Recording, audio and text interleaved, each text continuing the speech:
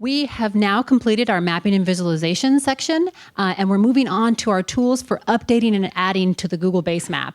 We hear from a lot of people that they want their place reflected on the Google Basemap. And so today we're going to talk to you and show you tools and teach you tools for how you can do that. I'm going to give you just a quick history lesson, and then we're going to move into some of these tools and how you can get started. And then we'll hear from our panelists. So back in 2005, Google Maps looked like this. Only about 15% of the world was mapped, and unfortunately, that only included North America and the UK.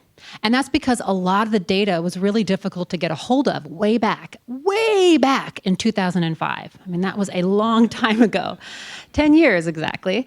And so we've all come a long way. OSM, Google Maps, there's a ton of data nowadays of the world. And so, of course, nowadays you can download Google Earth and see your world in 3 dimensions. You can go back in history and see time lapse of our planet changing right before our eyes. So there's just an amazing amount of imagery, an amazing amount of comprehensive data sets across the globe. There's still work to do. I think we all know that, but there's definitely been progress. What goes into the Google Basemaps? Google builds their basemaps using 3 different categories of data. The first is satellite and aerial imagery. That means airplane imagery. And so we actually go out and work with Digital Globe and these other companies to license their satellite imagery. Of course, for tools like Google Earth Engine, we use Landsat imagery and MODIS imagery and other publicly available imagery like that. And we also work with groups to fly airplane imagery, aerial imagery, to really get high-resolution imagery, especially of urban areas where people live.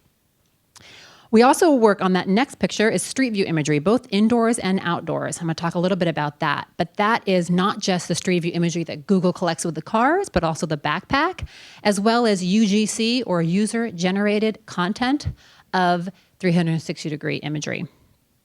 And then finally, other map data. That's actual data, not just data that is shapefiles and data sets that partners give us, say Parks Authority or a government would want their boundaries reflected the way they want it on Google Maps. We would work with them to ingest those, but also data that you guys might provide through tools like MapMaker, which I'll talk about. So just a quick review of each of these. For our satellite and aerial imagery, if you don't see what you need when you go to Google Earth or Google Maps, definitely go back in time. Download Google Earth and look at the historical imagery, because sometimes the most recent image isn't quote unquote on top, isn't the one that you see right out of the box. And that's because it may not be the highest resolution. If you're from California or from the U.S., you know that you may know that USDA distributes annual or almost annual data sets called NAIP imagery, N-A-I-P imagery. And this imagery is only 1 meter, or in the past, it's been 1 meter in resolution. That may be really new. That may be from this past year, but it's just not as good resolution as, say, aerial imagery of a region. So we may put that high resolution imagery on top. So if you want to look for and see if imagery of your area, what I mean is if you don't see the imagery you want, like recent imagery, make sure you check the historical imagery. Second, if you still don't see what you need, then you'll want to go and see if it's available from one of our satellite imagery providers. And so Christian's teaching a session this afternoon, twice, that is all about searching for the imagery that you want to see and then working with us to have us ingest it from our partners. Okay, so if it may be cloud covered all year round, and we can't help with that. But if it's there in their catalog, we can get that in Google Maps and Google Earth. Finally, if you know of imagery out there that's publicly available or you guys own, you let us know and we'll work with you. If you want to, you can always use the Follow Your World app too. If you have a specific couple of areas that you want to pinpoint, you'll get an update every time we update imagery for that area. Moving on to Street View imagery, there's 3 ways to really get imagery of your area. Number 1 is add or work with us to, well, I guess there's 3 ways. 1 is we go out and collect it using our Street View cars and our trekkers. Number 2 is you take your smartphone out in the field and you collect photospheres yourself and you submit them. They are attributed and owned by you. You just submit them so that they appear on the map. And then number 3, you work with us to borrow the Trekker, and you actually go out to your areas and your trails and you collect the Street View imagery yourself. Here are some examples of some areas of the world that we've worked with nonprofit partners to collect of ecosystems that they care about.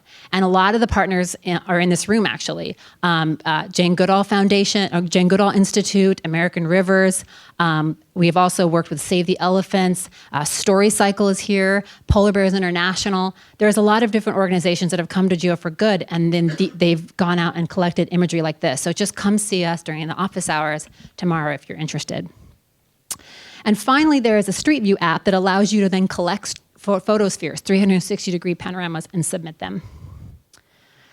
I just wanted to leave you with the final one, which is other map data. So you can actually go to Google My Business, and you can add your nonprofit. You can make sure the numbers are right, the websites are right, all that jazz.